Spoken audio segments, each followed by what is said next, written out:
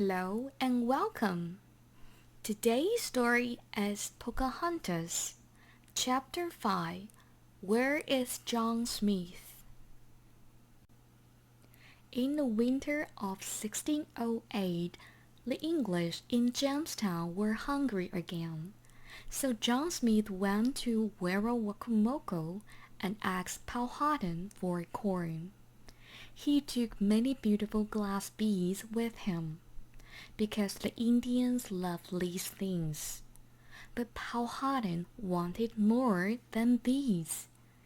"You can have corn," he said, "but you must build one of your big English houses for me, with windows of glass, and you must give me some guns." Powhatan smiled, but he was angry, very angry. "Yes, we are friends," he said. "Tonight you must stay here and eat with us. Tomorrow you can have your corn." That night Pocahontas came to John Smith. She was afraid. "My father is angry," she said. "He wants to kill you and all your men. You must be careful." John Smith took her hands. "What a good friend you are, Pocahontas," he said. "How can I thank you?" Pocahontas looked into his blue eyes. "You're my king," she said quietly. "My king, now and always." So Smith and his men carried their guns all the time, and they watched very carefully. The next morning, Opechancanough and his women came with the corn. "There is your corn," Opechancanough said. "Now give us your guns." He smiled. "Look behind you." Smith looked, and 700 Indians came out of the forest with bows and arrows. How can 10 men fight 700? In a second, John Smith had his hand in Opechancanoug's hair, and his gun in Opechancanoug's face. "My gun can kill you," he said angrily, "before an arrow can get to me." He looked at Opechancanoug's man. "Do you want Opechancanough to die?" he called. The Indians were afraid of John Smith. To them he was a king, and it is not easy to kill a king. They put down their bows and arrows and went away into the forest. Opechancanough, too, was afraid. His women put the corn in Smith's boat, and Smith and his men went back down the river to Jamestown.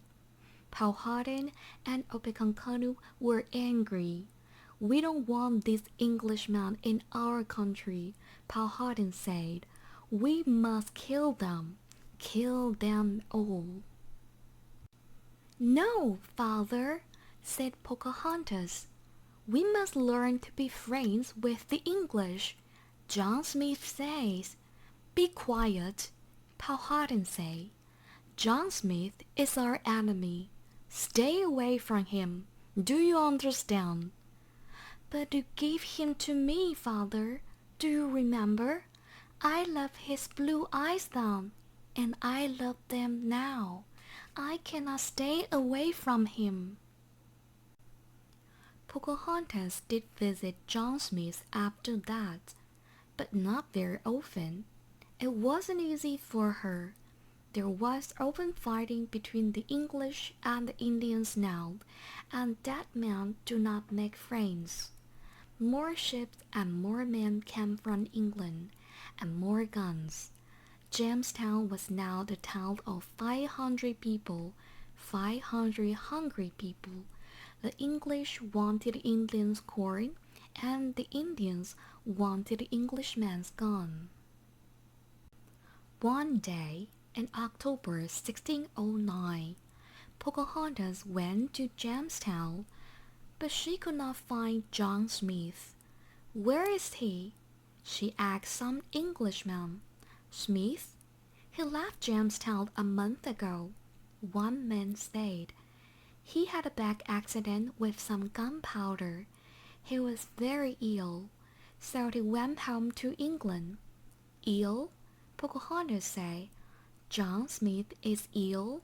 Yes, the man said. It was a very bad accident, and 6 weeks on the ship. Perhaps he's dead now. Did he leave a letter for me? Pocahontas asked. The man laughed. A letter for you, little girl? But you can't read. Why? Is it important? No, she said. It's not important. But of course it was. She went away into the forest and cried for a long time. Where was John Smith, her Englishman with blue eyes, the color of the sky?